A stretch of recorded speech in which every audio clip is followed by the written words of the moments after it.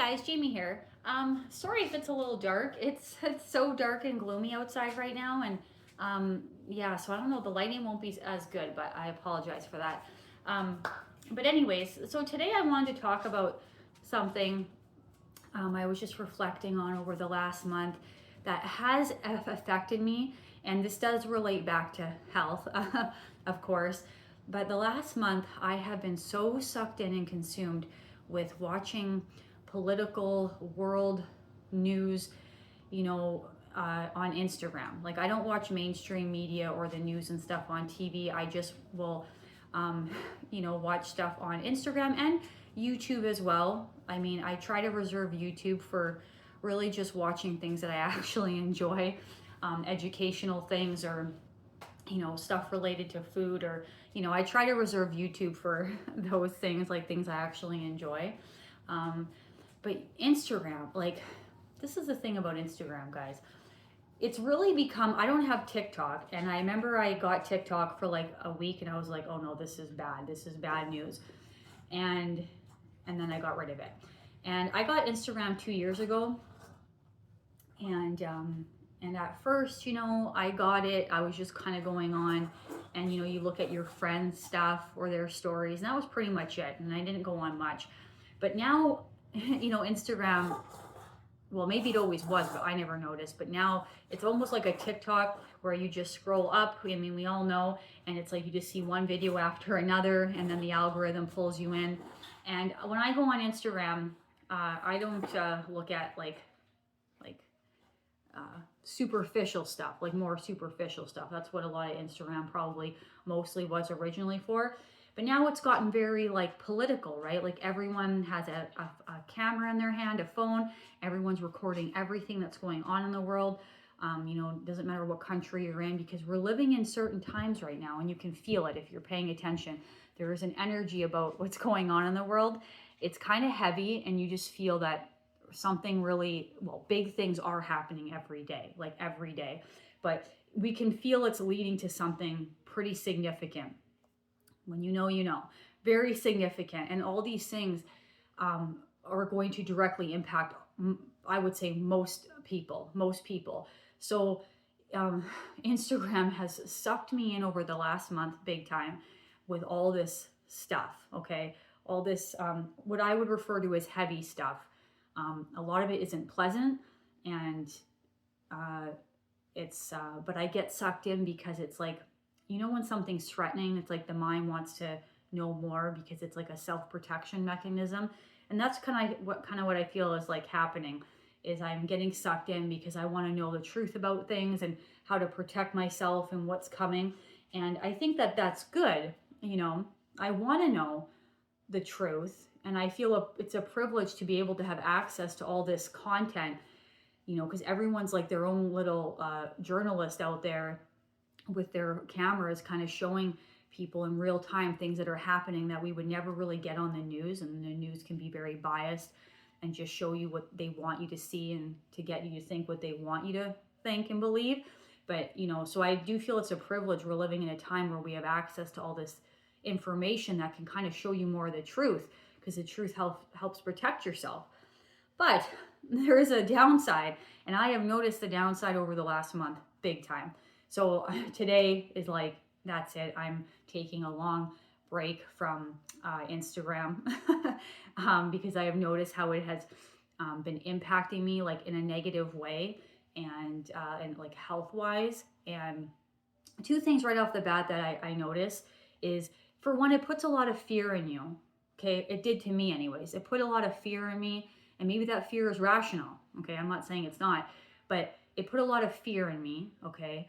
And it also takes me out of like the present moment, like just enjoying the moment, and and also too, like just getting stuff done, being productive. And that's important to me.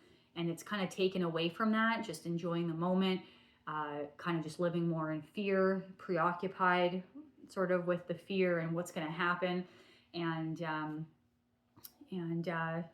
yeah, just kind of taking the time is taken away from your actual life, which isn't good at all. But the one, and then it also, I noticed, takes away a lot of hope and faith. It kind of gets you down. Okay, that fearful state kind of gets you down. and it just takes away some of your hope and faith. Like, how can things get better? You know, all that. So those are things that I noticed right off the bat. But in terms of what it does to the body and mind, this is what I've noticed over the last month, is for one, fear. Okay, we don't want to be preoccupied with fear. When you're in fear, you're in fight or flight. And when you're taking in this information every day and multiple times a day, it kind of keeps you in that space, right? And so the fear, that's fight or flight. When your body's in fight or flight, it's constantly releasing adrenaline. And I've talked about adrenaline on this channel many times about how bad it is, especially for women. If you want to preserve your health and look good and feel good, which I do, adrenaline constantly being released is not good. So I feel like I've been in more of this fight or flight this last month with all this information, and I've definitely noticed the effects. So all that adrenaline being released, for one, it really can mess up your digestive system. It can actually, all that adrenaline being constantly releasing cortisol can actually make you put on weight. It's most likely water weight, okay? It's just water weight, not actual physical like fat, but you know, still there, still uncomfortable, doesn't feel good. It also affects your mood big time, your mood, and it can affect your sleep for sure.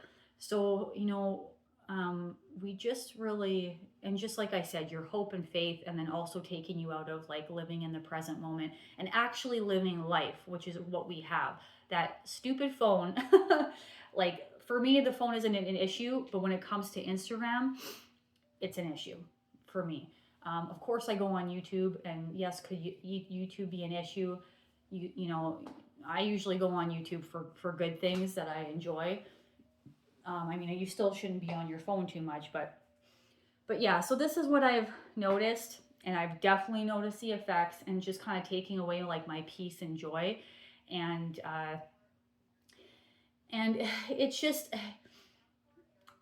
You just have to be careful with this, with taking in news like this all the time. I'm not saying to never take in any news and to not be informed, because being informed with the truth, I mean, this is important, the truth matters, can help you, but you know, the trade-off isn't worth it if you are stressed all the time. It's robbing you of your joy and peace, and also just having faith and hope, and then also what it does to you spiritually, mentally, and then physically in your body. You know, we don't want to have all these issues going on, right? So yeah, like I just been reflecting on this the last month, and I've just come to the realization, like I literally had to like throw my phone, and I was just like, oh my God, like you need to put it down, you need to get off Instagram, and you need to go through some little social media detox for a while and just get off. You just need to get off, okay? And what I want to replace it with, this is what I'm going to replace it with. And I really encourage everybody, you know, I mean, well, you do you, whatever, you know, you do whatever you want to do. But I really encourage people to replace it with something, with things that you enjoy. And I am starting to read the Bible and pray. I think this is very important, because a lot of this fear sucks you out of hope and faith, and it stops people from believing in God and a greater power, and it stops people from praying.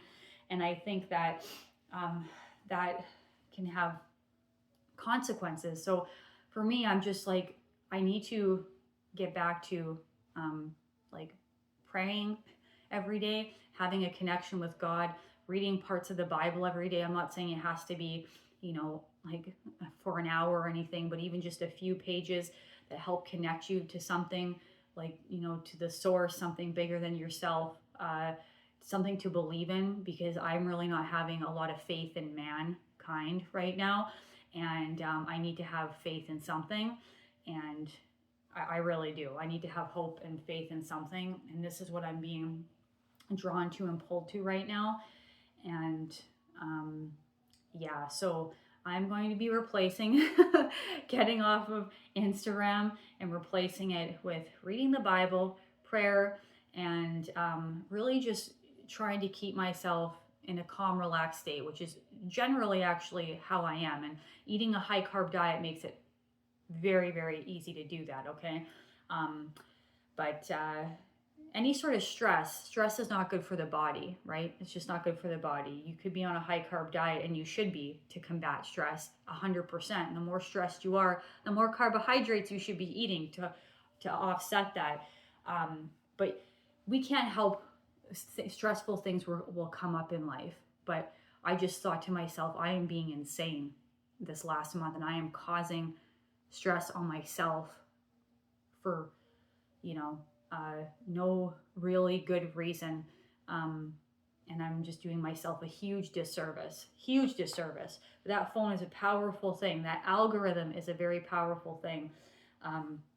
So I'm going to replace it with that, and just even meditation, and just, being in the present moment, and, just getting, my calm back again, and my hope and faith.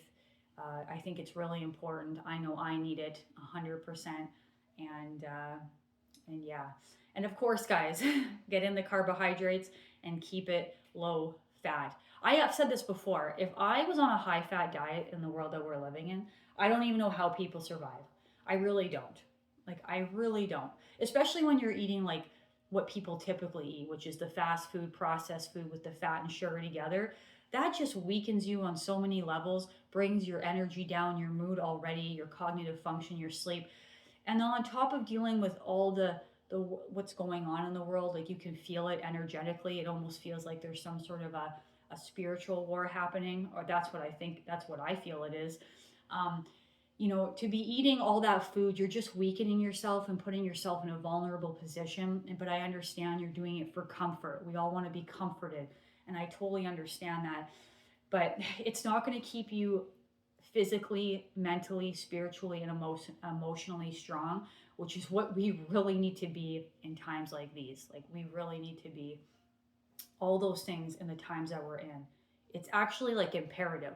I mean, if you care about your survival, I know I do. Not everybody does, and they just want to just go from pleasure to pleasure, and they will endure sickness, they'll endure symptoms, suffering, pain, all for that. And that's your choice. That's your free will. You do you. But for me personally, and what I encourage people to do is really treat themselves so well. That is your way to survival and optimal health, not just surviving. Okay. But yeah, so I've just reflected on this, and I feel like I've been insane for a month, just consuming what I'm consuming and literally weakening myself in every way by doing it. And I'm usually smarter than that. Usually way smarter than that. And especially the time that we're in, because we just got over Thanksgiving, Halloween, this is the time where people really indulge in their health suffers. And I've even done this myself, okay, over the last few weeks. And now Christmas is coming. So I just really want to do this because this whole season sometimes can just bring people down. It brings people up because they like the spirit of Christmas. But just this time of year with all the indulgence that people justify, all the alcohol, the fatty foods, it all kind of actually in the end makes you weaker and sicker. And I don't want that to happen. I've already feel weakened because of this last month for what I have just done to myself. And I hate that I've done that. And so I just kind of want to, get back on a good path. With food, I am. But with everything else, I am not. So, yeah. And that's what I encourage all of you to do, is just really treat yourself well. And indulging in every pleasure doesn't mean you're treating yourself well. You're actually harming yourself. I'm not saying never to have any pleasures or any pleasurable food or experience, but you know what I mean, when it comes to the day-to-day. So, but yeah.